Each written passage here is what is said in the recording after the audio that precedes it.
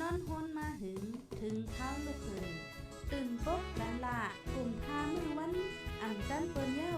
เสียงเก้าย้ำลึกปางตึกแต่คนคิดกนนอนหนกตกตื่นด้วยหงอก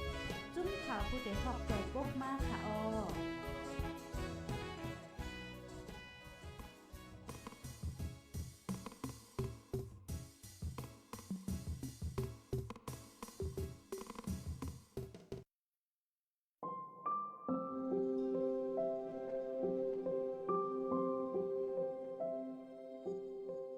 จ้อมหนัง Customary International Law Rules 70และ71แต่ไม่ว่าห้ามเจอลงไล่และป้ายตึกอันจ้างให้เธอมาเจ็บเฮาแห้งอันนั้นอันเดจ้างเป็นลองทุกค่าอันอำถูกดีเป็นห้ามเจอเครื่องยิบอันอำจากแพ้ไล่ก้นซึกก้นเมืองโคของซึกโคของก้นเมือง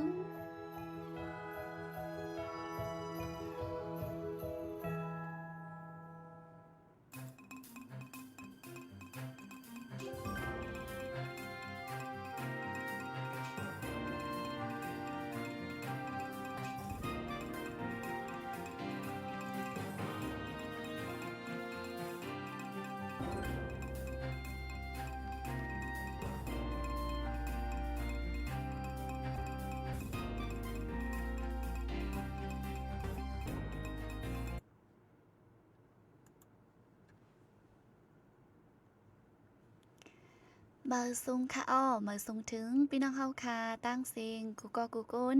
ในวันเมื่อไหร่ค่ะเจอเขามาฮับยีทอมปันเอ็นปันแห้งที่ตั้งโฮมปล่อยเสียงผู้ใดฮอกเชียนนิวเซาในค่ะอ้อวันเมื่อไหร่ก็มาพบทบกันดีเนอร์ตอนรายการแหลกหลายตั้งโหตั้งหันจอมโหเปาก็ลิกได้และฟิงไงใต้เว้งเก่งใหม่อีกป้าค่ะเฮายิงเงินหอมไหนค่ะเนาะเป็นดีเนอร์ตอนรายการวันปุดไหนค่ะก็แมนวันที่14เดือนธันวาคมเดือนจันวารีปี2526ไหนค่ะอ๋อปีใต้เฮาค่ะได้2-1ปากปลายเศร้านี่เดือนกำลอง12คำดีเนอร์วันปุดไหนค่ะเนาะข้าวย่ำก็10 โมงจำเด็กครึ่งนะคะวันเมื่อไหร่ค่ะก็เลยหางเห็นมาตีมาอุบโอ้แหลกลายตั้งหูตั้งหันจอมพี่น้องเฮาคากว่านะคะเนาะเฮาค่ะก็หางเห็นมาพองสังพี่น้องเฮาค่ะมาถ่อมมายินสีมีคออันดีใครเอามาอุบโอ้ใครมาตองมาถามมาแหลกลายจอมตั้งหูตั้งหันไหนก็ยินดีฮับตอนกูก็กูก้นไหนค่ะอ๋อพี่น้องเฮาค่ะก็ฮับตอนไว้อยู่ในค่ะเนาะถ่อมสีลาดมาเลยดีนะคอมเมนต์อำว่าได้เป็นตั้ง TikTok และสัง Facebook เฮาค่ะอำนั้นก็ YouTube ค่ะเนาะก็มีไว้3D 3ตั้งเฮาค่ะปล่อยไลฟ์ไว้เมื่อเร็วกันในค่ะอ้อเพราะฉะนั้นดีออนกูก็กว่าตรงตักโหเป้าเฮาค่ะดีนะวันมื้อในเสียก่อนค่ะอ๋อเมืองซุงค่ะมาสุขครับอ๋อค่ะขอบถึงวันปุดในรายการ หลากหลายตั้งหูตั้งหันเฮาคาแทงไหนค่ะนะอ๋อค่ะมือวงปูนก็เลยมาอุบลัดลองส่วนใหญ่ก็จะเป็นปังเลือกตั้งค่ะเนาะมือในได้ก็จะเป็นลายเมี่ยวค่ะก็จะป้าหลายอันอยู่ไหนค่ะเนาะก็อยู่ที่ว่าพี่น้องผู้สมยินเขาเนาะที่เริ่มบ้ากว่าอันใครน้ำอุบก็ดีอันใครอุบซ้อมก็ดีอันใครถามก็ดีเกี่ยวกับกูลองอันเขาคาหู้มันก็จะลายปิ่นกันอันหู้ก็จะได้เก็บไปเฮ็ดหาข้อมูลมาเนาะมาขึ้นอุบกันก็ได้ก็เป็นในรายการนั้นมันเป็นรายการอุบกันรายการแลกปิ่นรายบทมันก็อำจะรายการปันตั้งหูกันที่เจว่าก็มันใจนั่นก่อนเนาะมันก็เป็นแลกปิ่นตั้งหูกันย้อนไปเสื้อนั่นแหละเฮาคาก็นับว่าเป็นพี่น้องน้องกันโอ้ยก็โอ้ยเสียกันเนาะเป็นทวนมีความรู้กันให้ได้เอาคามาแลกปิ่นกันนั่นใครอุบซ้อมอันใครนำรองมากกว่าใดเนาะใครเอาทั้งเฮาคมจะว่าเมื่อได้จะเกี่ยวกับรองได้เมื่อได้เกี่ยวกับรองได้เนี่ยอำใดเจ็บจัดอำใดมักมันไม่ใช่นั้นก็เพราะนั้นได้อันนั้นก็มีลองกินอกกินใจกันนั่นเนาะเฮาก็อยากก็อันนึงก็เฮารัดจ้ารัดป่วยไว้ใครถามใครรัดสังก็มันก็รัดได้เต็มทนรถเดียวอย่างนั้นมันได้ก็วันพุธแทงวันหนึ่งตั้งเก็บไว้แล้วใครกัดไว้มันได้ใครกัดขึ้นมาแทงวัน2วันแล้วก็2-3วันนี่เพื่อการตั้งเบื้องใต้เขาใช้ก็สิหยิบยำมาที่กัดเส้นได้อยู่แค่ไหนเฮาคำมาอยู่เมืองได้ก็หนังมันก็ใครวางไว้เนาะมันบ่ใคร มันบ่แค่ได้มีตังเยือนกันมีตังคือแคมเปญเหมือนจังมืออยู่เมืองใต้น่ะมืออยู่เมืองใต้ได้ว่าแดดว่าฝนว่ากัดว่าหนาวมันก็อดทนเยือนกันได้กำไรปึกมันก็หวางหนังมันก็หวางก็ไม่ได้แหละพอมันมายาขึ้นลิ้นผ้าลมไฟแปลกเปิกแล้วก็มันก็ไปอยู่ดีว่าในมันก็ทางทุกเตือนนั่นน่ะเนาะเฮาว่าแล้วก็ฝากถึงพี่น้องข้ากูก็คนอยากก็บ่ข้าวกัดได้ข้าวใหม่ได้ข้าวอันเรียกลายยาสีอุตุจะได้มันก็ทางเฮ็ดให้คนเฮาลองไปอยู่เลยตุ้มเตื้อต่างตุ้มเตื้อลองไปอยู่ที่ไรนั่นแล้วก็ย้อนฝากฟังกันถึงกูก็ค่ะก็หลายวันให้ได้ว่ากัดไหนค่ะเนาะจมเลยฟิงฟ้าฝนลมได้อันดีเปิ้นล่ามคาให้เปิ้นผ่ามาได้ก็ว่าดีกัดอยู่ต่อถึงหลายๆวันค่ะนอนได้วงวังได้ค่ะเมืองใต้ได้แค่ดีกัดก็ปอดจานได้ดีตื้อกัดแห้งเหมือนจังตังตูนดีลอกจอกตื้อในค่ะเนาะย้อนนั่นแหละโดนเลยฟังด้วยถึงไปอยู่หลีลองอาบน้ำอาบน้องตื้อในค่ะเอาค่ะ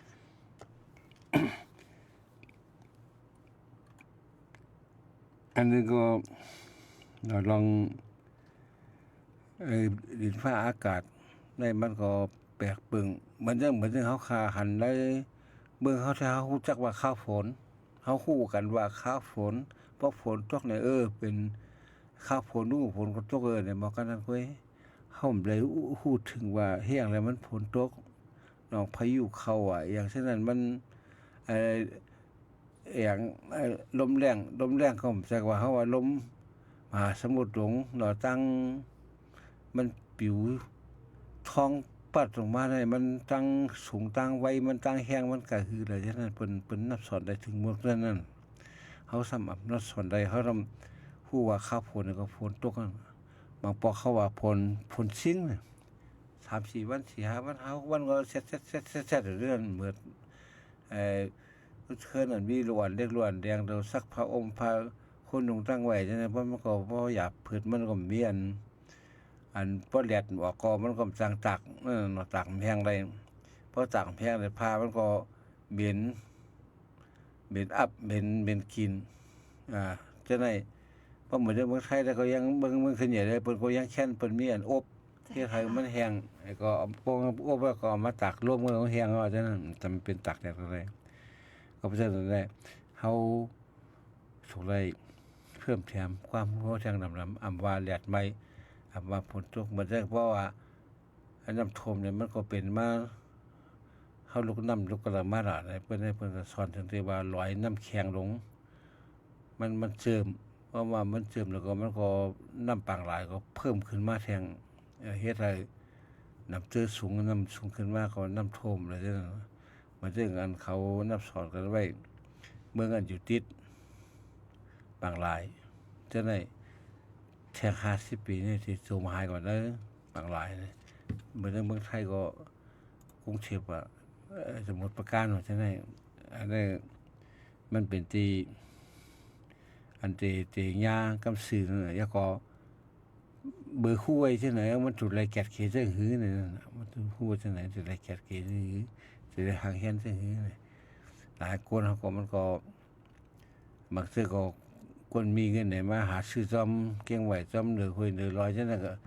มาเฮ็ดขอเฮ็ดเฮือนจังนั้นก็ตั้งนำนึงบ่ถึงน้ำท่วมมาเขาก็มีที่ไปไปเร็วได้ก็ใครเบิ่นกันกุฏิเก่งไหวก็เหมือนปีพ้นมาแล้วก็น้ำท่วมหมดนั่นมีสายไว้เก่งไหวกับได้อันท่วมปอดของปอดจานของเมืองไทยได้ทำภาคใต้นั่นเนาะภาคใต้ทำน้ำเขาได้ทำน้ำที่เขาจะมีน้ำข้าวกัดตั้งเดินได้เพราะตั้งเขาเนี่ยมีข้าวกัดเนี่ยตั้งเขาได้ไปข้าวโพดในน้ำท่วมมันนึกพวนมันในที่หาดใหญ่ก็น้ำท่วมเลยเมืองว่าลูกว่าเหลียวเสียงนั้นก็โคเฮ็ดให้คนตายเป็นปากปลายย้อนเปื้อสิ่งแวดล้อมสภาวะธรรมชาติอะไรไม่ได้เปลี่ยนมาแล้วก็การตาดีเฮตาดีห้ามตาดีแกดขี้เฮอะไรก็ มันจะเล็กๆย่อยๆนั่นน่ะจะได้ใช้เครื่องมือที่ว่าจะได้มีปลายวนลึกๆคือคำแต่ว่าปีเหมือนในเมืองไทยในเมืองเฮาก็ใครเปลี่ยนมาเดี๋ยวนี้ปีพวกแล้วก็บ่ข้าวผลว่าน้ำท่วมข้าวผลว่าน้ำท่วมอันนี้เจ้าหน้าที่ที่เฮ็ดคือเนี่ยบ่เร็วเหมือนเรื่องเมืองไทยเขาได้เลือกตั้งจังได๋ก็เขาก็อาจารย์ก็มันมีข้อถามถึงผู้เกี่ยวของการเมืองผู้เฮ็ดการเมืองนั่นน่ะพ้นสุนทรีฮือเนี่ยน้ำท่วมที่ฮือที่เกใครฮือแต่จังได๋มันก็เป็นปัญหาของโลกอันที่เมืองเพิ่งเมืองมันก็จะได้เกใครบ้านเพิ่งเมืองวันนั้นอ๋อค่ะ อันนี้ใจที่ค่ะเนาะมือกูบอกได้หลายปีจ่องก็ย้ำยินว่าน้ำท่วมไหนค่ะเนาะกำได้บ่ข้าวผลในใครว่าโทมแล้วก็ปื้นตีอันท่วมก่อนนำมาค่ะเนาะเหมือนเจ้าหนังอันดีโหบ่คลัดก็เมื่อไกลว่าเที่ยงหลายปีเมืองเตจมกว่าได้น้ำอันเจ้านั่นแหละบางเจ้าลัดว่าย้อนปือก้นเฮาขาดจูบเอาน้ำใต้ดินมาเจอน่ะอันนั้นดอกจางเป็นไรค่ะเนาะมันควรเฮามันเฮ็ดไรมันวนได้ถือมันเชื่องเนี่ยนะเฮียอะไรในน้ำหนึ่งได้น้ำใหญ่น้ำรองหลงจะได้ก็เพื่อว่าต้นไม้ต้นควรเฮาไว้นั่นน่ะจับต้นไม้ต้นตอกเพราะว่ามันเพราะฉะนั้นมีต้นที่หับฝนที่หับน้ำเนี่ยมันมีก็มีในตัวมีต้นไม้ต้นตอกแต่ก็น้ำมันก็ปัดกว่าง่ายๆสองก็เหมือนเรื่องอันได้ปังลายจะได้ลอยน้ำแข็งนะลอยน้ำแข็งเชื่อมลงนั่นน่ะวดได้ลอยน้ำแข็งดึงลุกนี่มันใหญ่หมดก็คือยาก็ป้องเชื่อมลงหายกว่านั่นนี่มันสิเป็นน้ำขึ้นมาแทนก็คืออะไรฉะนั้นก็เพราะฉะนั้นแหละอันเมืองกันอยู่ติดปังลายใน90เมือง10เมืองได้กำนำอันเขาปืนเผาไว้2แห่ง50กว่าอย่างฉะนั้นอันนั้นเป็นชมว่าเมืองอันอยู่ติดชบปังหลายฉะนั้นมันก็สิจังจมหายกว่าใจหลีนั่นดังนั้นมันเนาะก็เพราะฉะนั้นแหละอันจะได้มันเฮาได้บ่เฮายามหันเฮายามวนจ้อมนี่มันเป็นความไรแค่ในแผ่นดินเฮานี่เพราะว่าอยู่ด้วยนั่นน่ะเพราะเฮาอยู่เหมือนอย่างเมืองไทยในอันนั้นเฮาขาหันวันนอนเมืองเฮาได้เฮาข้ามหันก็เพราะเฮาข้ามฮู้ว่ามันเป็นสภาวะมันเป็นสิ่งที่ธรรมชาติมันเป็นสิ่งที่เมืองไทยเฮามาด้วยคนเฮ็ดเขาเฮ็ดเฮือนพวกเขาเฮ็ดเฮือนหิมตั้งเนี่ยเขาเฮ็ดสูงหรือตั้งที่เอสุดมันก็1ศอกอันนี้คือมันสูงหรือตั้งพอแทงอยู่10-20ปีมาคนตั้งได้เตรียมกันน้ำท่วมคนตั้งเลยเขามาเฮ็ดคนตั้งแล้วสูงกว่าอยู่สูงกว่าเลยเฮือนนั่นน่ะก็เลยสูงกว่าเฮือนว่าพักตูเฮือนว่าอยู่หลั่นตั้งลงกว่าเฮาอันนั้นเฮ็ดให้มันเป็นนั่นน่ะก็เพราะว่าน้ำสูงขึ้นแผ่นดินได้ซ้ำยุบลงนั่นมันจังเขาว่าจะได้ว่ามันก็นักคนอยู่เหนือมันน่ะคนอยู่เหนือมัน 7-8,000 ล้านมันก็อันมันนักลงอยู่กูวันให้เฮาฮู้ล่ะเพราะเฮาว่ามาคือมาแตกได้ปี5ปี10ปีมันเป็นจังซี่มันสิหันก็เพราะฉะนั้นอันเกิดอันเป็นอยู่ธรรมชาติของมันฮ้องกล้วยนั่นในเมืองเฮาได้ป่นมาเฮาก็มีผู้ลงเรียนเกี่ยวกับรองอุตุพลลม5น้ำดินหินผา5จังได๋เฮาค่อย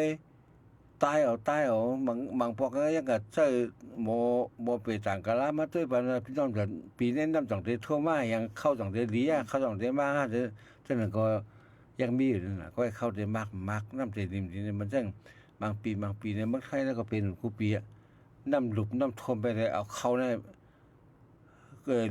เน่าแบบในน้ำจันปาดนั้นจังนั้นก็มีทั้งนำก็เพราะฉะนั้น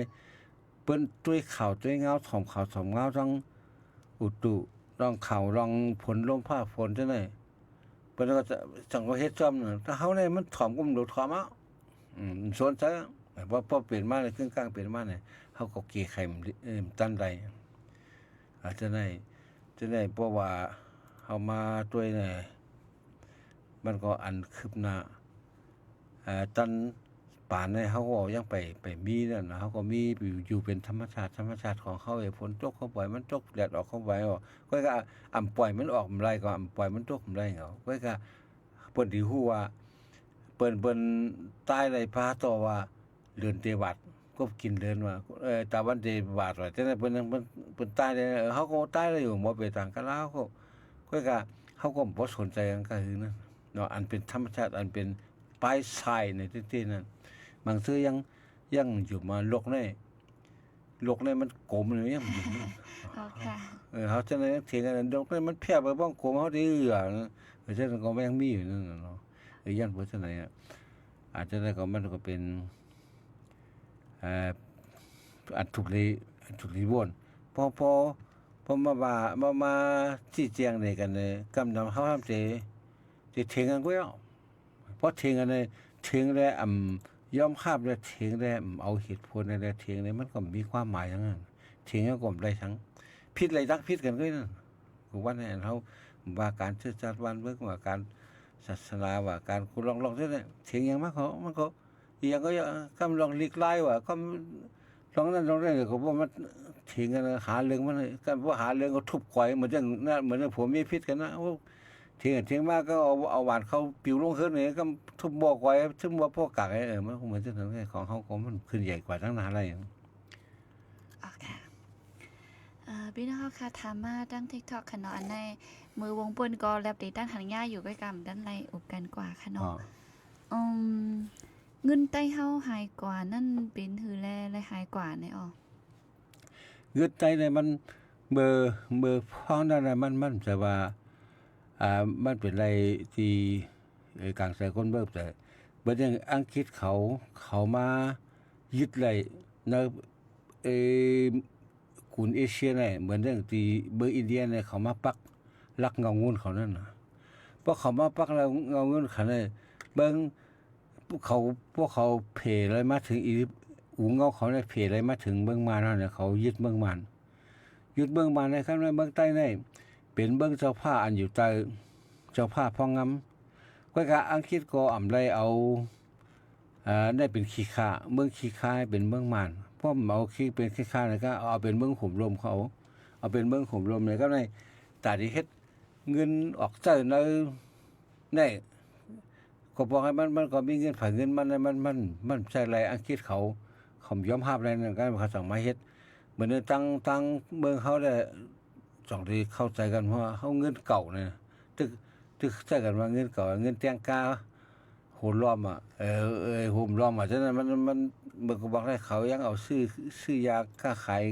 ซ่อมสวนยาไว้ฉะนั้นคำดำๆมันน่ะคนวันล็อกหน้าปางคนอันอยู่ซ่อมหวยซ่อมดอยเขาจะใช้เงินนั่นเลยเพราะว่ามันเก็บไรมันเน่าซ้ำเหมือนเงินเจแล้วก็สมัยมาเฮ็ดออกอันเบอร์ได้ตัดใช้ในเมืองบ้านเนี่ยเขาไม่ให้ดอกเงินบ้านตัดใช้ในเมืองบ้านว่า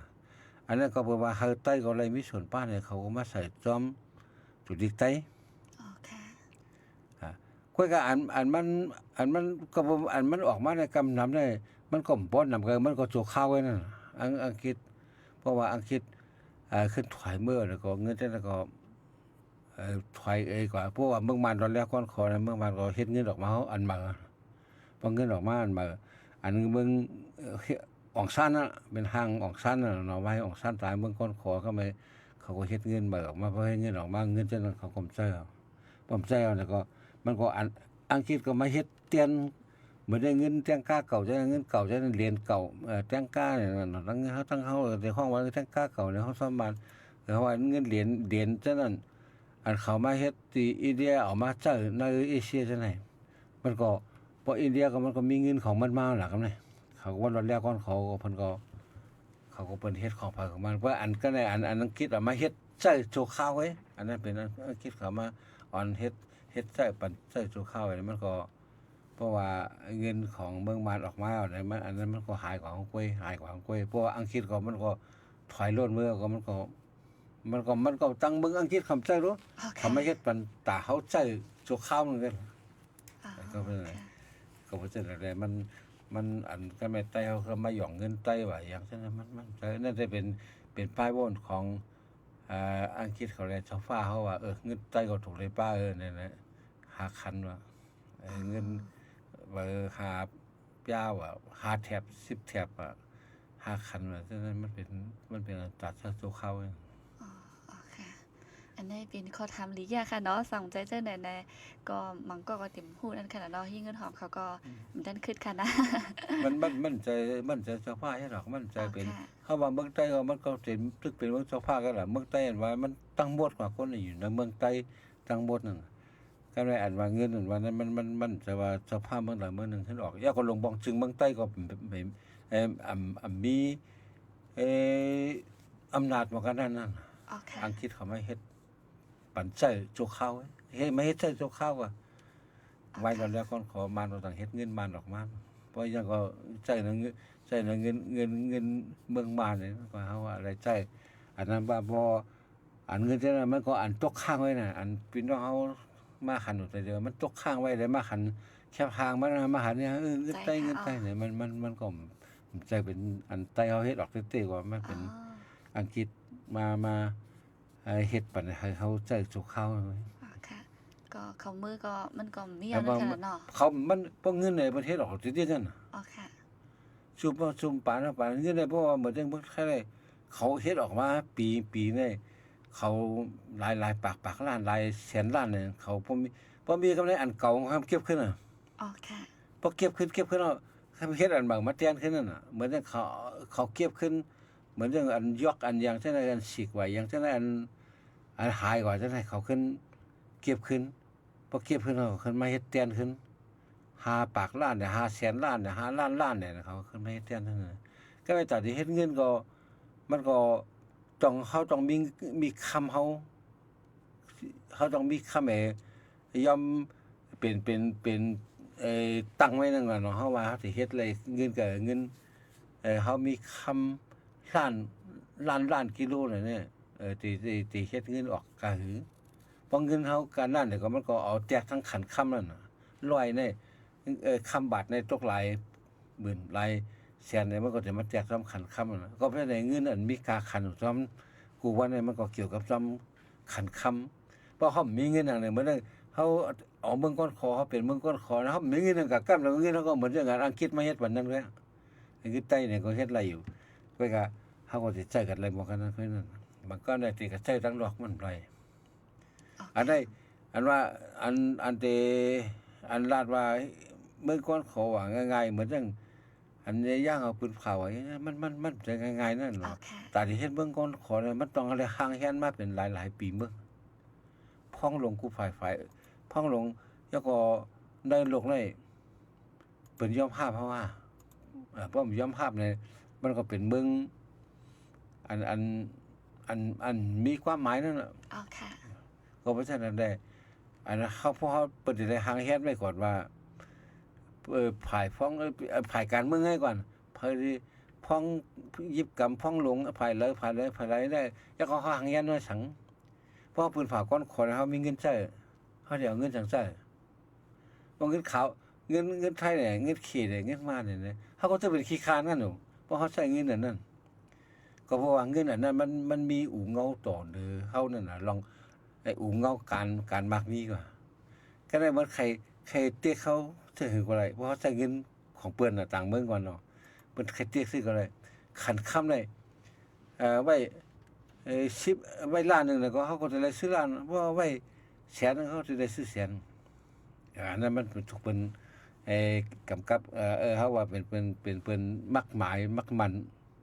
กาคือถึงนั่นก็ได้พอเพิ่นยุดเงินเพิ่นขึ้นน่ะพอเพิ่นข่าวว่าเงินอันนั้นเฮาจะหมายเรียกได้ต่อหมายนั้นเรียกได้นี่บ้านเฮาก็เฮ็ดอย่างนั้นน่ะแล้วพอมาหมายก็ได้ต่อถึงหมายก็ได้มันเป็นเงินแม่นปักแม่นปึงมันเป็นดอกกฎหมายมันเข้าสลาน่ะก็อันมีอยู่นะเฮาได้ว่าล่ะเหมือนจังเบอร์พวกพี่น้องเฮาต้องได้ตันมือเขายึดไว้ร้อยกำลึงชุดนี่มันเมืองบ้านว่า25ว่าปากว่าซั่นน่ะเมื่อเฮาถ่อมข่าวถ่อมเงานั่นล่ะก็เลยปืนข่าวว่าเมื่อพวกเฮาที่ใจเอาว่า25ใบนั้นใบไหนใบร้อยปลายปากซั่นน่ะเฮาเต็มใจเอาเนี่ยก็เลยเปิ้นคนทางเมืองไทยเขาถ่อมข่าวล่ะคนไทยก็เขาก็คู่ภาษามานถ่อมข่าวก็เลยเอ เอาเงินได้ก็ซื้อหมูซื้อควายซื้อที่ดินที่นาตั้งเมืองตั้งตะเคียนเล็กว่า อ๋อค่ะ เพราะซึ่งบ่พูดว่าเขามาปุ่นข่าวว่าเงินน่ะใช่เอาแล้วก็เปหลายน่ะเงินน่ะเพิ่นมาซื้อเอามาว่าขอเขาเฮือนเนาะหมูเฮาควายเขาซั่นน่ะวัวควายของเขาซั่นก็ถูกขายมาเปิ้นความหมดฉะนั้นวายมาบอกเอาเงินซั่นนั้นไว้ซาหาซั่นน่ะมาใส่ไฟตังน้ำในน้ำเองเดียงไว้นั่นกำไรเขาก็เฮ็ดออกมาเบอร์15ว่าเบอร์20เบอร์35ว่าอัน45ว่าฉะนั้นเขาก็เฮ็ดไว้15 45ว่าอย่างฉะนั้นออกมานั่นก็เพราะฉะนั้นแหละเงินนี่พอมันมีกาคันนี่เขายึดเมื่อไรก็ยึดไรกึดสั่งกึดเมื่อไรก็กึดไรเพราะว่าเป็นเงินอันถูกแม่นจอมปักเปิงของกุมเมืองยอมภาพเลยมานเฮ็ดไรล่ะเดี๋ยวยึดแล้วบ่ซะหานี่อันมีอยู่ในเมืองอเมริกาโลบ่ได้เลยเปลี่ยนขึ้นน่ะมีปากล้านก็จะได้เปลี่ยนมันขึ้นให้กึ่งทั้งปากล้านว่าเมืองเขามันก็มีกาคันใช่ในเมืองเขามันก็ยึดแล้วแต่ก็ยึดกันหลายๆคนเมืองคนน้ำตาไหลมีหอมมีขึ้นก็เป็นของเปิ้นไป อ๋อค่ะ อันนี้ก็เหมือนพี่น้องเฮาค่ะออนกันออกข้อถามมาค่ะนะเหมือนเจ้งหนังตีย่างเขาปืนเผานั่นค่ะเนาะมาก็ว่าติเจอเงินสังติเจอปรับคำเมืองพาสปอร์ตอันแล้วซึ่งคือจังไหนค่ะนะ ซึ่งเปิ้นสังคมยอมรับแล้วครับนะ อ๋อค่ะ จะไปลงบอกจึงย่างเนี่ยเป็นไผลงลายมือเลยเหมือนเขาเลยปวดมาก็ปี10 ปีแล้วก็แล้วเคียงใหม่แล้วก็มีวัดไต้เนี่ยวัดไต้ดีกว่ากันเลยผักเป็นคนลงลายมือผักเป็นคนมักมันว่าก็พวกเป็นบ้านได้มันก็จะเป็น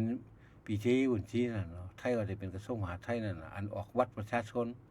ว่ากับตู่ซั่นน่ะก็ในไทยเขาก็ไม่เฮ็ดกันเสียงเงินกันกับพ้องเสียงเงินกันน่ะก็ได้ติดความเมืองเลยอะไรอ่ะนะติดความเมืองเลยอะไรเปิ้นน่ะเมืองใต้เปิ้นน่ะมักมันเป็นเมืองคนขอลงก็เพราะฉะนั้นอันปีน้องเขาวนนั้นมันถูกเอาเหมือนเรื่องเปิ้นลงได้เงินในการกล้าเผยเงินไทยทั้งมานกล้าต่อกันในไทยก็มีเงินมานมันก็มีเงินไทยเมืองนึงลุกแล้วมันต้องมีเงินกูเมืองอ่ะนำได้อีกก็เปิ้นลงมาในเงินดอลลาร์นี่เป็นหลักของเป็นกวนถุงของกวนทั้งท้องลงของหลวงบองซึ่งนั่นก็ว่าดอลลาร์นี่มันใส่แล้วก็มันคึมมันได้แทงเอ็นว่าก็ได้เป็นเงินเคนั่นเมื่อเคียงแหละเมื่อขี่ก็มันปึกใหญ่เลยเบอร์100ได้รู้ ใช่ค่ะอ๋อ เมื่ออเมริกาเหมือนกันพวกใหญ่เลยก็พวกเบอร์100ว่าเบอร์500เบอร์500เบอร์พันเบอร์เหียงเบอร์หมื่นมัน20,000 30,000เนี่ยเบอร์แสน2แสนเหมือนลาวใช่เนาะบอกว่าเงินมีกานั่น ใช่ค่ะอ๋อ แต่ว่าเงินมีเบอร์ใหญ่ก็คือก็เบอร์กาคันใหญ่ก็มีเข้มกันนั่นใช่1เบอร์ใหญ่1เป็นไพ่ลงยิงเป็นตั้งไม่ใส่ลงอ่ะบ่เขาคิดมันหลายเนี่ยเงินได้เบอร์ได้ใหญ่เป็นเบอร์แสนเนี่ยกลางตัน2 บาทอะไรมัน ใช่ค่ะ ช่องตูนนับหลายๆก็มันปึงคะแนนเนี่ยนั่นปึงตูนนับ อันนี้ก็ไล่หันเป็นปังในกลางใจอยู่ที่อิหร่านค่ะเนาะเขาก็ย้อนเปือว่าเงินอเมริกาคันเงินเผอในนั้นค่ะอ๋อเหมือนเรื่อง การความคาดกันอยู่เมื่อเดียวเนี่ยจะเป็นเรื่องใหญ่เรื่องลง อย่าได้ว่าก้นลูกตายก่อนนำค่ะเนาะเขาก็เงินมีกาคันเหมือนเรื่องว่าเด็กกว่าซื้อไข่ไก่อ่อนนึงลูกสังอ่อนอีดอ้อนอะไรติ่งทงเงินลงกว่าให้นั้นค่ะว่าเนาะก็เงินในก็มีกาอีดออกที่ก็มันก็ไล่นั่นขนาดนั้นเมื่อกันซึกยิบเนี่ยเนาะเมื่อกันซึกยิบเนี่ยกำลังเนี่ยจะเป็นเช่นนั้นเมื่อกันซึกยิบเนี่ยจะเอามันจะยอมเปิ้นก็ยอมภาพมันก็จางกว่าปึงเผยมันก็เฮ็ดออกของคุยบ่เฮ็ดออกของคุยเนี่ยก็คนเมืองก็มีปัญหาขึ้นมาย้อนเช่นนั้นจังว่าเงินในเบอร์ใหญ่ก็คือมากกว่ากลางตกกันนั่นเมื่อตั้งเงินไทยก็มีเพียงถึงเบอร์ปากก็ถึงมาเบอร์เฮียงถึงมาเบอร์เพราะว่าหาปากก็เบอร์เฮียงเนี่ยเงินมันก็พวกเขาเฮ็ดเบอร์5เฮียงนี่ก็แทงอินว่ามันก็แล้วก็เหมือนที่ว่านั่นน่ะเงินอันเขามีเงินสำรองเงินตัวแรกตัวเงินปั่นไว้ในเงินหนังไว้ก็เงินค้ำหนังไว้ค้ำเฮาช่วยเนี่ยเฮาได้เอาเงินเฮาได้เฮ็ดดอกเงินก็แกมันก็ต้องส่งสอนเอาเงินในตากค้ำช่วยเนี่ยมันได้มีกาขันก็คือตากเงินนั่นได้เฮ็ดอะไรไว้สังมอกกาหือหลาย เพราะว่าเหมือนที่เขาว่าบาทนึงเนี่ยบาทนึงแต่เดี๋ยวก็60,000 50,000 60,000เขา50,000ได้เลยบาทนึง50,000เนี่ยมันก็ตกเพราะว่า50 ตังค์ครึ่งนึงก็ตก25,000เพราะว่าแท่งครึ่งนึง25 ตังค์ก็จะตก12,500 บาทมันก็สินับว่านั่นจังซั่นน่ะกำไรพวกเขาซ้ำเฮ็ดคำเฮ็ดได้เขาออกคำเอาไว้ช่วยบาทนึงน่ะเขาซ้ำเฮ็ดเอาใครเฮ็ดออกแสนมันก็เงินเขาก็งอละเอน่ะมันแสนนึงมันเพกันนำน่ะเปอร์เซ็นต์มันน่ะว่าปันเปอร์เซ็นต์น่ะแสนก็สิตก1 บาท1แสนเพราะว่า50,000ก็ตก50,000ก็ตกครึ่งบาทว่าก็ได้ก็ได้พวกครึ่งบาทตั้งอันมาไกลครึ่งบาทมาไกลมีอยู่กักขันได้ไรมีอยู่25,000 50,000เนี่ยก็ได้แสนทำไร50,000เนี่ย50,000เนี่ยมันคำนึงเนี่ยมันบ่ออกกว่า50,000เนาะแสนเนี่ยมันเฮาเหมือนที่เขาป่วงไว้นั่นน่ะจำนำไว้นั่นน่ะเฮาคำปานบาทเฮาสิเอาเงินก็บ่เอาเงิน50,000เอา25,000เนี่ยตอกว่าคำเฮาเนี่ยก็เงินเฮาเนี่ยก็มันมีกากขันเนี่ยก็ซื้ออย่างก็มันก็ตานคำบาทนั่นน่ะกำลังอันแสนนั่นก็มันก็ไม่มี50,000แล้วก็มันก็เป้ง50,000มันก็เป้ง25,000นั่นไหมก็เพราะฉะนั้นอันการเงินลงบางซึ่ง1เบื้องได้การมักมีแต่เดี๋ยวยิงเป็นอย่างนั้นมันจะมีกองมีกลางมีซึกอย่างเดียวไว้ซึกนั่นได้ซึกไหนก็ตึ้นจำเป็นนั่นน่ะเอ็นแฮกซึกไหนเพราะว่ามีกองกลางมามือสัญญาณดีๆในก็มันก็อยู่รอดเพิ่นมัดที่เขาขึ้นเบิ่นแล้วก็ไรนั่นถ้ามาแทงอันนึงมาเร็วได้อำใจตึกเอากองแบกกองยีกันไว้เปิ้นอยู่จริงๆแล้วกดเต็กเหนียนเอาแค่นั้นน่ะมันปึ้งแล้วเต็กของวงกว่าเป็นปาก2ปากโลกิโลว่าจังได๋อันนั้นก็อันนึงยาก็ตาได้เฮาว่ามีซึกมีเสือมีเผามาหิมเฮาแล้วก็ลองการมักมีจังได๋เฮาสิเฮ็ดถือปกป้องวันเมืองกวนเมืองเฮาสิใช้สัง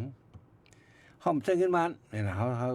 เพราะว่าเฮายังใช้เงินบ้านก็มันก็ป้องกันนั่นน่ะเฮาเป็นเมืองก้นคอถ้ามาเฮาใช้เงินบ้านตรงนี้มันก็ป้องเฮาเป็นเจ้าเมืองไทยเงินไทยแล้วก็มันก็ป้องพวกมันเงินไทยเนี่ยเขาเอาขึ้นมาเงินของไทยได้แต่เขาก็ฮู้นั่นน่ะอันเข้าว่าได้มันสิเป็นรุ่นแล้วกามปานแล้วก็สิเงินมีก็คือว่าเขาเป็นรุ่นเงินบาทนั่นก็อันมีในเมืองไทยแลกขึ้นไรอันฉะนั้นมาแลกได้ล่ะครับเนี่ยของป่นของวันนั้นวันไหนฉะนั้นมันมีปัญหาที่ว่าการมักมีฉะนั้นมันใช่ว่าลาดได้ลาดง่ายๆก็เมืองก้อนขอแต่เอาก้อนขอได้เฮา2 รอดแล้วนั่นอย่างนั้นอ๋อค่ะพอมาเกี่ยวเลยลองกันลองคำก็มือว่าในหันขันคำในกึ่งกลางปรุงขึ้นแก่ค่ะเนาะเหมือนจากในเมืองเฮาเนี่ยก็1แก้บในบ่จำถึง1ปากแสนนะอ๋อขันคำลมฟ้าก็ขึ้นเต้ๆว่าค่ะนะมันอันนี้เพราะว่าคำไอ้ตัวเอาล่ะเพราะว่าเมืองวันเมืองสุขสักแล้วก็คำก็ขึ้นค่ะเพราะวันเมืองสุขสักคำขึ้นเขาน้ำจังกินขึ้นแป้งขึ้นกาขึ้นก็อยากเอาแทงอันนึงเพราะว่าเป็นซึกเป็นสือมาบ่ถึงเป็นซึกเป็นสือมาแท้ๆเลยเขานำเงินนี่มีกาคันซื้อกินนำมันบ่ป่นขายมันก็แม่นไรอ่ะมันเขาหิมนำก็อึดนำกันเนาะจังได๋มีเงินก็จังซื้อกินจังได๋มีจังนำมันก็เพราะฉะนั้นเงินนี่มันมีกาคำเลยมันเก็บไว้ไรนั่นคำเลยคือเฮากินจ่ายก็มันก็เก็บไว้ไรมึงกูบอกปานกูบอกให้เขาเอาเงินกวนให้จ่ายกันนั่นจังเอากิมให้แก๊สเขามาเขามาเฮ็ดเป็นเงินบ่ไปมีเงินได้ก่อนปานผ้าเขาใช้ก่อนนี้เขามาอีดเป็นแคบก็คือมุ้งเนี่ยนี่อันเขาใกล้ข้องกันต่อถึงมื้อนั้นแก๊สนั่นน่ะแก๊สให้สั่งมุ้งได้อะไรผักกาดก็คือในอันนั้นก็คือเนี่ยเขาก็มีการสั่งว่ากูบอกให้ใช้เงินนั่นก็ให้เผื่ออังกฤษมาสั่งมาเฮ็ดปันเงินดัดใช้สู่เขาในเมืองบ้านแต่ใส่ป้าเอาบ้านใส่ใต้นั่นเพราะว่าอังกฤษเผื่อมาในเมืองใต้ก็ใส่ป้าตัวลีค่าขัน50 5แถบ10แถบนะ ค่ะก็พี่น้องค่ะที่อันถามมามือไกลขึ้นตรงดักมาไหนค่ะน้องยินโจมที่อันไรฮู้จอมอันที่มาซับแรงมาไขมาลัดนี้ไหนค่ะอ๋อ เอาข้ามเหมือนกันครับ ค่ะเอียวก็มีทางก็นึงได้ถามมาว่าเมืองสิงคโปร์นั่นเขาลดแล้วก่อนขอนั่นลูกเขาแจ้งเงินสังไหนอ๋อ เขาของสิงคโปร์เขามีเงินของเขารู้เขาว่าสิเขารัดแล้วเขามีเงินเนาะเขาก็สิงคโปร์ก็รัดแล้วก็ขอเห็นก็ปาก50บาทเพราะนั้นเราจำบ่ต้องไปได้ เป็นไว้หลังเมืองมัน มันก็ว่าจังได๋ว่ามันเขาจังได๋เป็นมันอยู่ในแต่อังกฤษคู่หมดล่ะอังกฤษภายอังกฤษภายฝรั่งเศสเหมือนอย่างเขมรเขาบ้านดาวเขาจะฝรั่งเศสนั่นน่ะตั้งในฝรั่งเศสฝ่ายเนี่ยเป็นอังกฤษนั่นฝ่ายพันธมิตรและทั้งฝ่ายอันฝรั่งเศสเขาว่าเยอรมันเขาว่าญี่ปุ่นเขาว่าอันนั้นเป็นฝ่ายนั่นก็เพราะฉะนั้นไอ้สิงคโปร์เขาจังได๋เขาก็ดอลลาร์สิงคโปร์เนี่ยเขามันก็มีดอลลาร์เขาไต้หวันเงินดอลลาร์ไต้หวันเงินดอลลาร์สิงคโปร์เงินดอลลาร์มาเลเซียเขามีเพิ่นมีเบิ่งคนขอเพิ่นมีเงินของมันผมใช้เงินเบิ่งคนขอแล้วก็ใช้เงินเพิ่นนั้นมันมีเบิ่งเหรอบ่ใช้เงินเพิ่นบอกว่ามันใช้เบิ่งคนขอนั่นค่ะสิงคโปร์มีเงินสิงคโปร์เป็นตัวหลายก่อนค่ะเนาะใกล้ๆมันก็มันติ่มเป้งอเมริกามันก็เขาในห้องว่าดอลลาร์นั่นน่ะดอลลาร์อเมริกันว่าดอลลาร์ไต้หวันว่าดอลลาร์สิงคโปร์ว่าดอลลาร์ของมาเลเซียว่าได้ไหนใช่ค่ะค่ะในก็เป็นดีพี่น้องค่ะถามมาทั้ง TikTok ไหนค่ะเอายินจมค่ะมื้อได้เลยว่าดีอันอุบโอมาก่อนนำในค่ะเนาะวันนั้นเมื่อกี้ได้เฮาค่ะอะไรยิ่งเงินหอมใส่ไว้หัวข้อมันว่า democracy จืดจานแลก้นเมืองไหนนั้นค่ะอันนั้นก็มันก็พอตั้งกันพี่น้องค่ะถามมาแล้วก็มันก็แม่นกันเนาะเฮ็ดเลยว่าติมสีก้นเมืองว่าติมก็สิเจศาสตร์ว่าจังได๋มันมาอันนึงได้พอเทมก็สิก้นเมืองได้มันก็กูเพ่งเป้งกันซิก้อยก็อำเลิกนาเลิกชื่อศาสตร์อำเลิกศาสนาอำเลิกคือคนเพ่งเป้งกันเซ็งๆเหมือนเรื่องเมืองอันขึ้นใหญ่อยู่เมืองเร็วเหมือนเรื่องเมืองไทยนั่นเมืองไทยในย้อนเพราะว่าอันนึงเขาพี่น้องเขาที่เรียกเฮ็ดฮู้ว่าช่วงเขาเลือกตั้งจังได๋ก็สิได้ยินไว้อันที่ซบลักปากเขาออกมาว่าชาตินิยมเนี่ยอันนั้นเป็นอันการอันฮักจัดกว่าเขาเนาะชาตินิยมเนี่ยคนอันฝ่ายฮักจัดอันเปิงเดียวได้นั่นแหละตัวสังฮักจัดอันเดียวได้ที่เรียกว่าติมโลกสีซื่อสัตย์ก็ก็เพราะว่าเมืองหลวงเหมือนเชิงเมืองไทยได้มันก็กึ่งการดังว่าติมโลกสีคนเมืองก็เพราะว่ามันมีหลายเจ้าคือเมืองไทยน่ะมันมีหลายเจ้าคือมีก็เขานับสอนเป็นคนไทยแล้วก็คนห้วยคนลอยคนอยู่ในเหนือแผ่นดินเมืองไทยเนี่ยเขานับสอนมาเป็นจังได๋จังว่าเมืองไทยในเหมือนเมืองมานเนี่ยอันเขาต้องเขาสำคัญอะไรเขาสำคัญอะไรทีมโลกสีซื่อสัตย์หรือสิมีส่วนลดแล้วก้อนขอส่วนตัวแล้วในส่วนซื่อสัตย์ก็คือมีส่วนลดแล้วส่วนซื่อสัตย์ส่วนลดแล้วของซื่อสัตย์นี่มีชื่ออะไรนี่ลีเขาให้สอนในคงเห็นอะไรอันเหมือนของมันเพียงเป้งกันให้เพียงเป้งกันแล้วก็คนเมืองเขาชื่อคือเขาพิงเงลิงไล่ภาษาความรักคนตรงตั้งไว้ของเขาจังได๋ก็ดุงไรกุฏิจังไรกุฏิเฮ็ดไรกุฏิ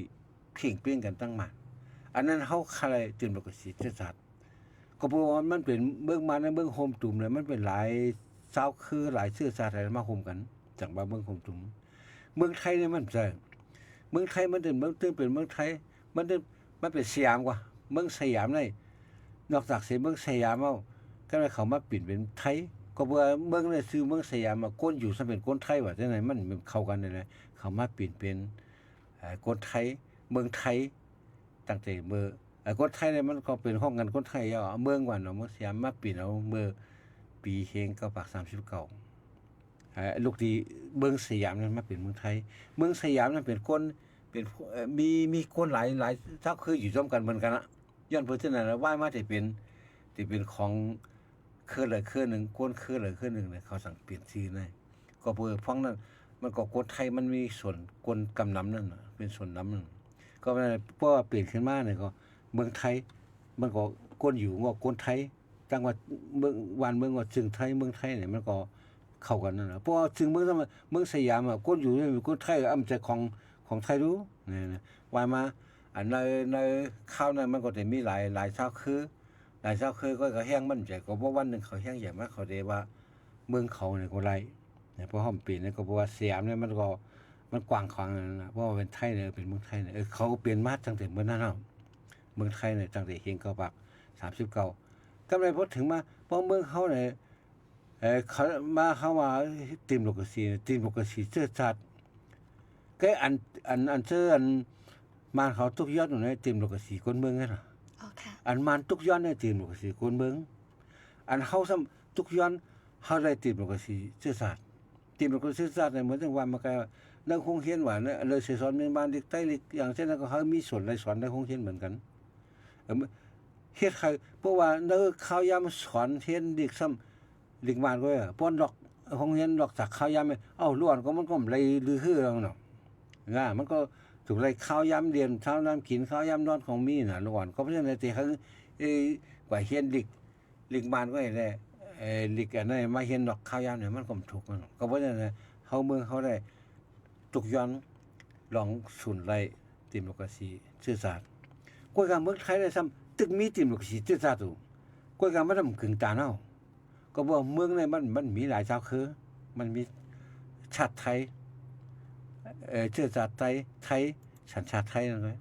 มันมีต่างเมียวจนมีเชื้อชาติไทยสัญชาติไทยไงต่างเมียวได้อันมีได้เขาจนบอกเสียงนั่นอ๋อค่ะก็บอกว่าเป็นคนคุยคนร้อยอันนี้ก็มันก็มีอยู่ไว้เช้าเขาอันเช่นเป็นม่วงเมี่ยวว่าจังได๋ก็ได้เมืองไทยแต่เหลียวนะซ้ำเขาเช้าคืนได้ทุกย้อนมาให้เขาได้มีส่วนในเมืองไทยเขาก็จะอยู่อะไรมาปึงอิงหมุนเก้าเพราะคุณว่าคำล่างของข้ามอะไรอยู่เหนือแผ่นดินไทยมาก็มาเกิดที่นั่นเลยเป็นสัญชาติไทยอ่ะก็คือโกนนั่นจะเป็นคือม่วงว่ะเมี่ยวว่ะอย่างจังได๋อยู่เนี่ยก็บ่ได้ก็บ่ได้ใครโกนกูคือในเฮามีส่วนในเพียงเป็นกันเหมือนทั้งคนไทยเฮามีส่วนในเพียงเป็นกันเหมือนทั้งคนไทยนะเขาก็ทุกย้อนแต่เดี๋ยวเขาตั้งขึ้นมาสภาชาติพันธุ์เนี่ยมีสภาชาติพันธุ์เนี่ยเกี่ยวกับรองปัญหากูลองอะไรมาอุบในสภาของเจ้าคืนในเมืองไทยเนี่ยตั้งบ่ตั้งเสียงเนี่ยก็มันเป็นส่วนเต้ๆนั่นน่ะมันจะเจ้าคือจังได๋เอาวันเมืองมาโฮมซ้อมเหมือนเมืองโฮมตุ่มซ้ำเจ้าคือเอาวันเมืองเผยวันเมืองมาให้มาโฮมตุ่มซ้อมเมืองโฮมตุ่มมาน่ะก็บ่ได้สั่งว่าเมืองเฮาเนี่ยทุกย้อนเมืองมาเนี่ยทุกย้อนตื่นบ่ซีซื่อสัตย์แต่เมืองไทยเนี่ยอำกึ่งดีเปลี่ยนติมโลกซื่อสัตย์แล้วมันเปลี่ยนติมโลกสีคนเมืองเหมือนอย่างอเมริกาเนี่ยมันก็เป็นติมโลกสีคนเมืองมันคนหลายคือก็มันเป็นคนสนเด็กไว้อำเภอเอาวันเอาเมืองมาโฮมกันอเมริกาก็มันก็เป็นเมืองคนคือนึงมีคือก็เฮาไม่อยู่มาขุดคำมาอย่างก็มาอยู่ก็เอาเปลี่ยนมาวานเราเป็นก็เป็นเวียงก็เป็นเมืองขึ้นมาก็เป็นอเมริกาเนี่ยเขาตั้งขึ้นมาเช่นนั้นเว้ยก็พวกเขาก็มีอยู่50ที่ตอนเขาก็มักมันเอาจ้อมนั้น50เมืองกว่าอันนั้นอันเมืองไทยเลยเมืองไทยเขาเนี่ยทีมโลกาซีเชื้อชาติและทีมโลกาซีคนเมืองเนี่ยในใต้เขาก็ยามมีปัญหาเมื่อจับสิถึงใต้ป้อนของเขากูบอกเพิ่นมา30-40 ปีจังได๋เมืองไทย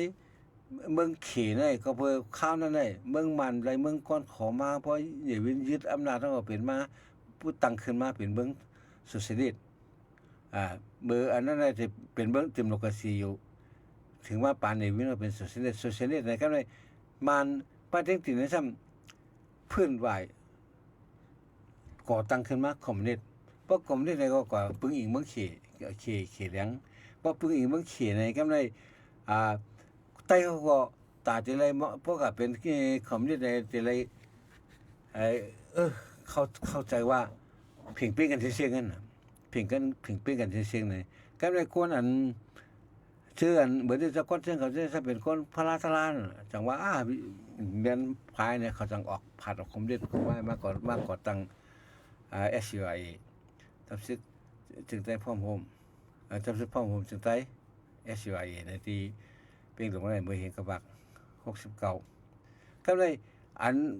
ปวดห้องว่ามันมีปัญหาลองติมกสิเชื่อทราบสิมันสิคนเบิ่งได้ออกมาแหละมันก็งักกันฝ่ายนึงก็เคยย้อนกองกลางบางมือสิยามที่ตั้งซอยที่ขี้เลี้ยงสำปันเป็นชื่อเป็นคือเป็นคือว่าปันมันเมืองเดียวไว้ว่าเมืองมันแล้วก็ลูกที่เพียวที่เมืองมันนั่นเขาในปฏิคมเรียนเมืองบ้านแล้วก็เมืองพังแล้วก็มีไอ้ปาเต็งติ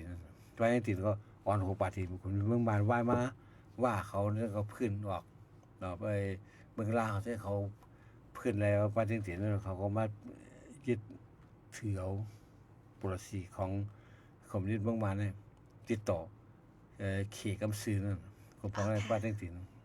เพราะฉะนั้นเลยแกได้อันฝ่ายนึงก็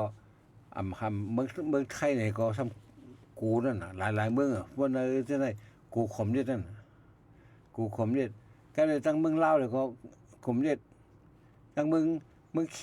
เขมรเนี่ยขมเรียดผมที่รอบมันวดอ่ะเมืองไทยก็หรือสิเมืองมานเป็นโซเชียลิสต์แต่แค่ได้โซเชียลิสต์ก็มันก็น้องๆขมเรียดนั่นก็มันก็ไรกูก็อันกูเลยนั่นแต่มันก็มีขมเรียดนั่นเมืองไทยอันหลายว่าอันจะไหนมันก็เป็นลองอันลาดกันมาเมื่อไกลแน่อันว่าเฮาเตเอารถแล้วก่อนขอแล้วก็สิใช้ซื้อสิใช้เงินสังสิใช้ก็เปิงรถแล้วก่อนขอได้เหมือนซึ่งกูลองเฮาจะเลยมีทูตนอกเมืองพ้องลุมพ้องต่างนอกเมืองมาอยู่ในเมืองเฮาพ้องต่างในเมืองเฮาสมัยก็อยู่นอกเมืองเปิ้นตาได้แลกปินกับสืบกับสานกันโดยการกูลองว่าการตั้งแต่การเมืองการมากมีการกล้าการขายการฉะนั้นมันก็มีกูลองนะเพราะฉะนั้นมันจะงานนึกเรียกอ่ะก้อนขอนมันรัดในรัดเฮาก็หลอก้อนขอเฮาก็ตรงไหนเป็นก้อนคอน่ะพวกเมื่อปานพูดได้ใจเมื่อปานพูดง่ายเมื่อปานพูดมาเมื่อเร็วตาจะตั้งเมืองก้อนเขาเนี่ยเอาในลุมใช้เทคโนโลยีอย่างพ่องหรือเสียคอมพิวเตอร์เฮามีอยู่จังได๋เฮาใช้หยังเปิ้นมีหยังในเขามีกระทรวง IT ว่าเขามงหลายกระทรวงอ่ะเดี๋ยวนั้นเกี่ยวกับลองคิดปานจังได๋ครับฉะนั้นเฮาไปว่าก่อนเฮาว่าตาสิพ่องเมืองตาสิอยู่กับอำใจกูยอมกล้านำใจว่าเฮาถูกอะไรมีปัญญานำเรื่องในเที่ยงวันเหมือนครึ่งกูวันได้แต่เฮายังไปพร้อมเสียงเปล่งปากกันได้ไอ้ว่าสิบ่เผาดูซิอันนี้ทีหนึ่งน่ะพวกเขาไปคามป้นอันนั้นได้อย่าผมรัดเมืองก้อนคอพวกเขาไปคามป้นอันนั้นอันพิษกันเทียงกันมั่วกันใบห้อมกันอยู่ก็ผูกก็หมูก็จุ้มก็พักก็ฝ่ายนั่นแหละมันพวกเขาไปคามป้นจั่นนั่นแต่เมืองก้อนคอวันนั้นมันแค่ดูเอ็นแห้งก้นน้ำนั่นแค่ว่าได้เอ็นแห้งก้นน้ำมันในโลกได้ปาก92ถึงเมืองได้เฮาเอาทูตเฮาสิก็ไว้เมืองเปิ้นก็สิเอาทูตของเมืองเปิ้นมาไว้ในเมืองเฮามันเมืองไทยจังเมืองใหญ่ๆจังก็หันอยู่นั่นน่ะความว่ากรุงเทพไว้ล่ะเกียงใหม่ก็มีหรือสิทูตลุมพ้องต่างหลวงก็ยังมีทางกงสุนแทงเพียมาทางเกียงใหม่เพียมาทางมันเพียงใดเมืองใหญ่นั้นเขาก็ไล่ส่งทูตพ้องกับพ้องงำกว่าเปิ้ก็เป็นต่างตัวนี่เป็นหลายนั่นก็เลยเงินจะจ่ายการจะจ่ายในเมืองนึงลูกนี่มันกูว่าได้นาคือเฮาบ่เหลือยังแต่จะจ่ายตั้งเมืองนึงลูกนี่มันจะไงเหมือนจังอันแต่เดียวเขาเจ้าอันชุมยิบกองกลางเขาจะได้ปกป้องซื้อก็จะก็มันก็ง่ายเอา1วันได้ก้นกินนึงเคียงก้นน้ำ1ซึกน้ำ1การใช้จ่ายมันก็น้ำกาเข้ากาน้ำแล้วก็กากองกลางบางมื้อสินยามได้ตอน1ก้อนนี่มันก็ง่ายๆก็เพิ่นแหละบ่เฮายังไปข้ามพ้นได้ลองพร้อมกันไปข้ามพ้นได้ปัญหาลองสมองความรู้เฮาคิดเปิดตันเปิ้นได้อันว่าเมืองก้อนคอนั้นเป็นเมืองในฝันไว้แล้วค่ะพี่น้องค่ะธรรมะก็ดีก็อยู่2เกาะเนี่ยค่ะเนาะยิงเงินหอมที่เอาอุบกว่าด้วยเนี่ยค่ะเนาะพี่ พี่น้องเฮาค่ะตักมาว่าใต้ในใครมีลิกลายก้อยหาใครนุงโคไตก้อยหาลุงไปหากินเล่งตองโฮงงานโฮงยา CTP อันว่านั่นลุ่มคะไลคะ5ไหนออกอันเมื่อไกลนั้นใครเริ่มจากอันเฮารัดก่อนนั้นมันเป็นรัดอันเรืออันที่นั่นเว้ยก็ไม่คุณลองซะได้การเลี้ยงต้องอะไรมันลุกทีไรมาล่ะงงก็ไม่อยู่กันล่ะเพราะว่าหลวงปองซึ่งมันคึมเพราะว่าหลวงปองซึ่งมีที่ตั้งปันกูว่าให้เขาให้เฮ็ดสวนเขามีที่ขายหรือสิขายเมืองเขเต็กเมื่อไรเขาก็ถอกแปดเมื่อนั้นน่ะเฮียก็อันการกล้าขายจังได๋ในเมืองเขากล้าถูกกล้างากล้าเข้ากล้านำจังได๋บอกกันให้ค่อยมันไปป้อเลี้ยงวันจังเมืองเขานั่นจังว่าคนอันมีในเมืองไทยไปออกเมืองมานไปออกก็อยู่ในเมืองมานเมืองหลงแล้วก็ไปอยู่เมืองไทยมานก็กำลังเขาก็ไปออกนอกเมืองเนี่ยก็เพราะว่าการหากินพืชหยาบแล้วก็การเลี้ยงต้องได้มันเป็นเฮาต่อเฮาเหมือนจังว่ามันก็ลาดลองมันก็ลาดลองไล่กำใจก่อนเฮาว่าลาดนี่ลองมันเมืองดุงน้อยป้อหลวงบองซึ่งมีจำกัดนะมันนี่คือสร้างบันลองการอยู่ดีกินหวานการมักมีดีเป็นของคนเมืองไรกูว่าได้เฮาว่าในเมืองไทยเนี่ยเหมือนเมื่อแล้วได้ก็เขาก็ถามกันว่าเลือกตั้งได้ปาร์ตี้เลยสิเฮ็ดปันลองมักมีของคนเมืองไทยเลยให้บางปาร์ตี้ก็เตนั่นเตปันเงินจ่ายเตปันเงินเดือนกันได้เตแถมปันเงินกันได้กันนะเงินจะทำแล้วก็ละมาเตเทียบเอาที่ขวัญนั้นมากก็ให้เขาเพราะฉะนั้นมากลุ่มเอาหลวงพ่อซึ่งมาเรียกคนเมืองล่ะคนหลวงพ่อซึ่งมันก็ได้คุณถึงก็ได้เสียภาษีจ่ายขวัญก็คือซ้ำสิมาเรียกมันขึ้นบอกกันนั้น2ป้อสิป้อไหลแค่สั่งว่าป้อมมีปักเปิงวานเมืองอันมันคึมอันถูกต้องอันแม่นยำได้ที่คือล่ะก็ว่าเหมือนเรื่องไทยก็เหมือนตัวอย่างได้เขาอันนั้นลาตัวอย่างไทยแล้วเนาะอยู่มาก็ยึดอำนาจยึดอำนาจว่ายึดอำนาจก็เปิดเมืองอันเปิ้นก็กล้าขึ้นเหมือนเปิ้นกล้าเปิ้นขายเปิ้นมาเหมือนเรื่องเมืองมันคนดอกเมืองมากล้าขายต่อเมืองมันเปิ้นดอกเมืองกล้าขายต่อเมืองมันเลยคนเมืองดอกคนเมืองกล้าขายกันได้มันก็เพียงพอสังนั่นล่ะที่ให้มักมีดีเป็นคนอันเมืองอันขึ้นอย่างนั้นเขากล้าขายต่อเมืองนอกไร่เหมือนอย่างอเมริกาอันตัวนั้นทำอะไรมาคืนภาษีของเขาได้ก็เพื่อเมืองกล้าขายต่อเขามีนำก็เพื่อเขามันคึมหลายว่ามันต้องขึ้นคอนขึ้นภาษีให้นำก็ได้ปักเปิงไงเหมือนอย่างพวกปักเปิงมันขึ้นได้หลวงปองซึ่งที่เฮ็ดสั่งปันคนเมืองพอเฮ็ดสั่งปันคนเมืองเลย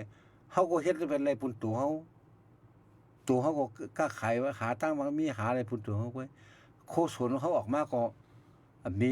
มีหลวงปองซึ่งช่วยรับซื้อขายบันเหมือนอย่างเมืองเพิ่นได้เฮ็ดโถเฮ็ดงาก็หลวงปองซึ่งเอาก็ขายบันเมืองนอกหลวงปองซึ่งเอาแลกปีนมันโคต่างเมียวเข้ามาเอาเงินการนั้นขึ้นมาปั่นเขาเอาโค่นเข้ามาแลกปีนเป็นเงินเองซ้ำมาเป็นกาโถกางาเหมือนอย่างฮันน่ะเพราะว่าเขามีไอ้ปาล์มเขามีอันนั้นก็อย่างยางตังเนาะเมืองไทยส่งขายเมืองนอกบ่ขายในเมืองไทยพอดีมาอย่างนี้ล่ะผมจะเอามาอย่างแล้วเขาเฮ็ดตีนอนจังได๋ก็1ก้อนนอน1ปองได้ยางตังมาต่อถึงพอพังได้เป็นหลาย10ปีรู้จ้ะก็ส่งออกเมืองนอกไร่ส่งออกเมืองนอกก็เฮ็ดยางล้อรถ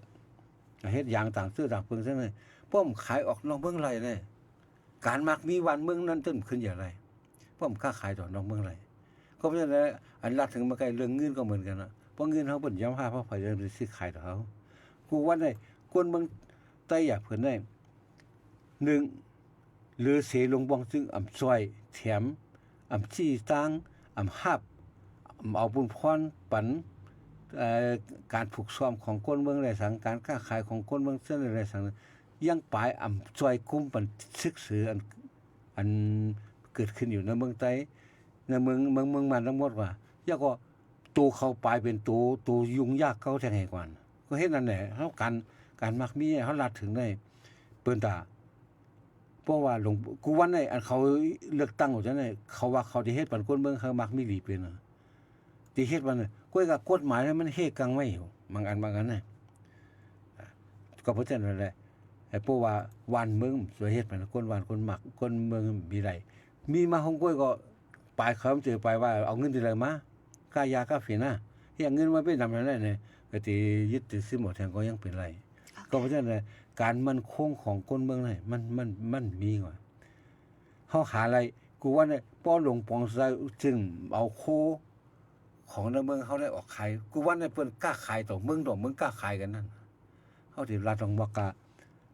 เขากล้าขายเพราะเห็นนักเขียวต้องโอกาสทางการเลยมันก็อยู่บ่กันนั่นไว้น่ะค่ะก็เหมือนว่าการหากินเล่งต้องได้ๆไผก็กล้าไต้ก้อยค่ะเนาะก็ใครมีติดตั้งหนังกันอยู่เมืองเฮาค่ะป้ายมักมีตกแลจ่องกันเลยไปออกนอกเมืองนั่นขนาดเนาะก้อยกะตาป้ายมักมีเดลี่ก็มันก็อิงเหมือนหนังโฮบ่ค่ะว่ามือไก่ลงบองจึงแลปักเปิงจึงเมืองจังไหนค่ะเนาะเปิ้นนั้นเฮาค่ะก็แท้อันที่ถามมาก็สิเป็นก้อนสุดยอดนะคะย้อนเปิดเข้ายามเฮาค่ะก็ป่นอีกนึงยาวนะคะเนาะตอดแม่ตอดแคบกลางใจก็ป้อตับซึกเข้าแลปาดีก้นเมืองพร้อมกันแต่ตีสืบอย่างตั้งนั้นนั่นการเมืองไปคืบหน้าไหลนะคะเยาก็ซึกได้เฮาค่ะ2จุ่มในจ่องตีผาดออกเนเมืองโฮมตุ่มไลค่ะ5ย้อนตั้งหันถึงพองไหนอ๋อป้าเมื่อเรื่องวันนั้นเทศผาดออกกว่าได้ผาดออกก็อยู่ที่เลย2เขาก็ได้วนก่อนเนาะเฮาว่าผาดได้ผาดออกก็อยู่ก็เลยเหมือนเรื่องก็อยู่ต้องเขตอ่ะเขตก็เอาความได้ล่ะเอาอะไรที่มันมีกฎหมายเขียนไว้แดนดินเนาะแดนดินของเขาแต่ก้อยก็เหมือนเรื่องปวดของนั่นเนาะคุกข้างเขาว่าอย่างเช่นเขาห้ามเส้นเงินเขตเลยเขารัดความเขตเลยก้อยก็มันก็ต้องเป็นดินมานอยู่นั่นน่ะดินเมืองมานอยู่นั่นก้อยก็ตีผาดออกกว่าในพวกเขาผาดออกเมื่อไรก็เหมือนหมากเขามาตกมันนั่นน่ะย่าก็ผาดออกเขาแต่ก็เฮ็ดคืออยู่นะมีทางนั้นน่ะเหมือนเขาอยู่ในเครื่องของเขาเลยปอเมโป้ที่เขาปอเมว่าหลาท่าที่เขาออกว่าได้กว่าอยู่กันแล้วเขาได้กว่าก็ได้กันนั่งย้อนเปิ้นต่างๆเนี่ยเฮ็ดขอทานอยู่เลยใช่มั้ยก็เลยเฮาติไรแค่คือนั่นคือเตเป้มันไรนะเฮาติไรหาตังมันมันจะว่าพวกการเขาหลบผ่านออกเขาหลบไปแต่มันใส่เรื่องที่เคยว่าหนอเฮาว่าบรรยากาศผ่านออกก็นั่น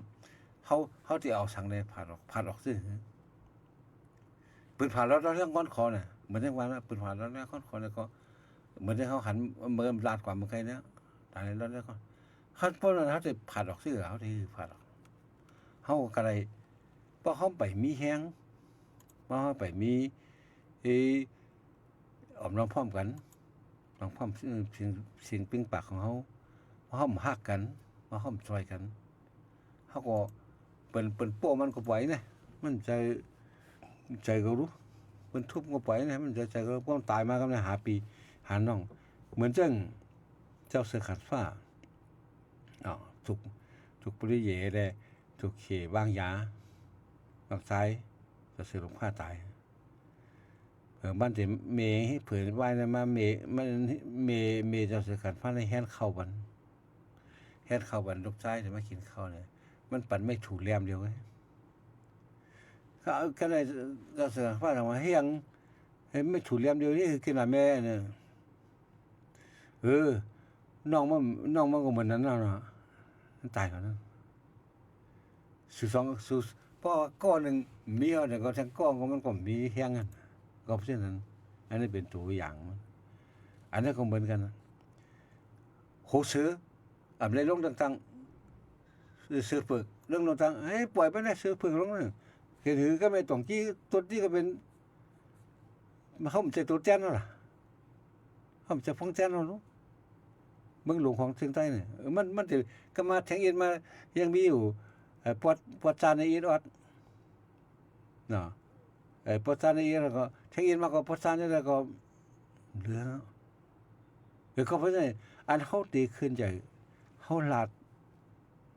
ดคุยล่ะเขาเพชรซ้อมเหมือนเรื่องการมักวีก็เหมือนกันนะเขาถือเปิดเผยกับวันนี้การมักวีหรือเสียมเฮ็ดปันเช่นหรือเสียมสื่อปูตั้งปันเขายังไปสร้างซึกสร้างสือ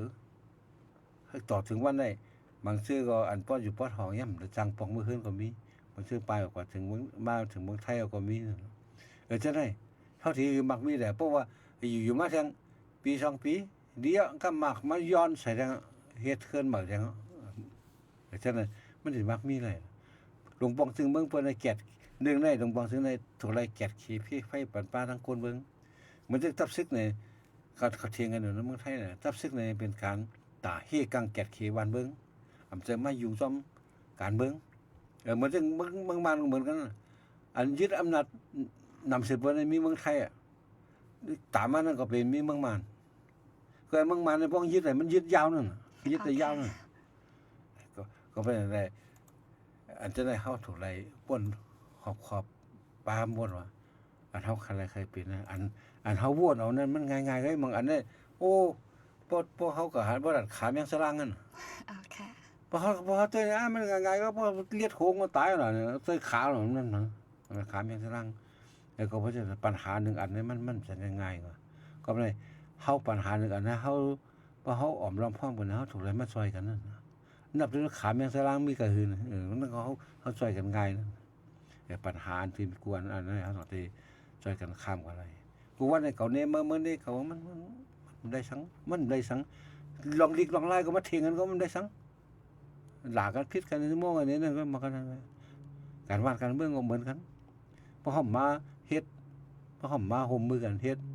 ก็มาเถียงกันไว้ล่ะก้นกันอันเถียงการเมืองนั่นก้นอันอยู่นอกการเมืองอะไรคนกล้าคนขายคนกินเราอ่ะใช่ไหมเถียงกันต้องการวาดการเมือง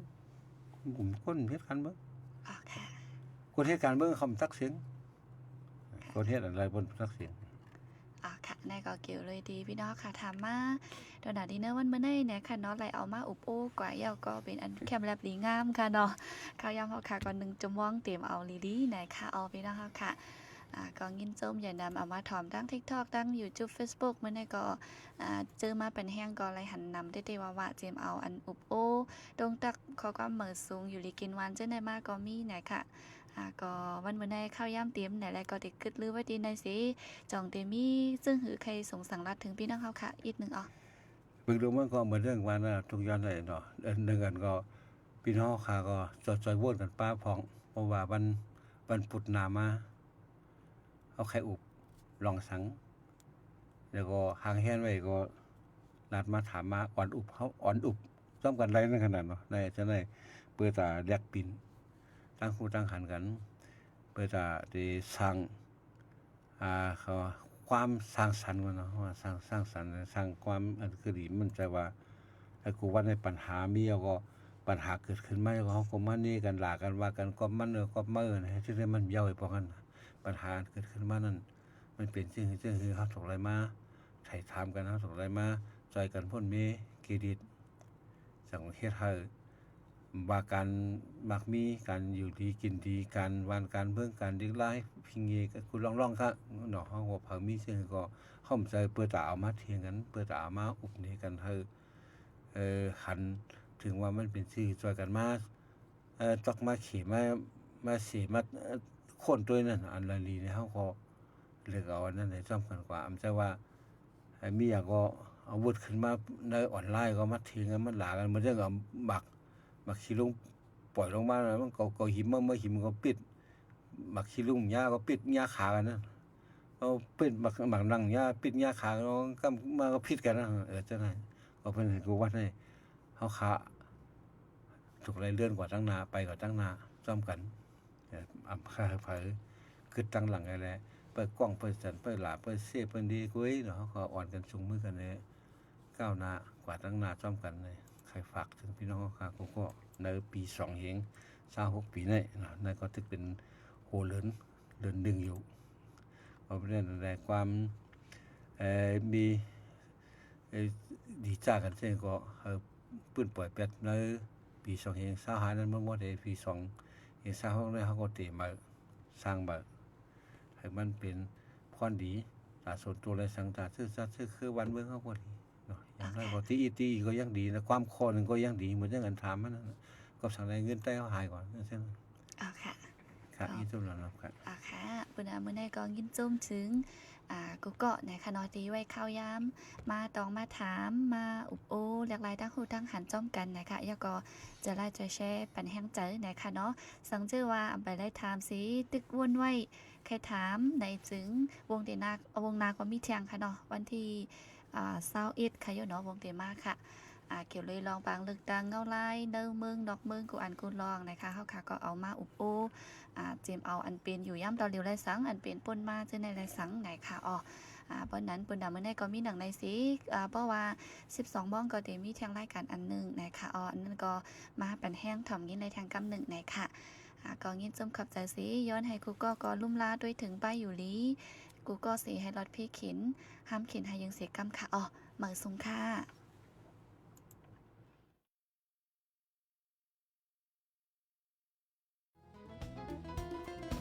ผู้ดยหอกคันปากพาวฝากดังตู้เสียงโหใจก้นมึง SHAN Radio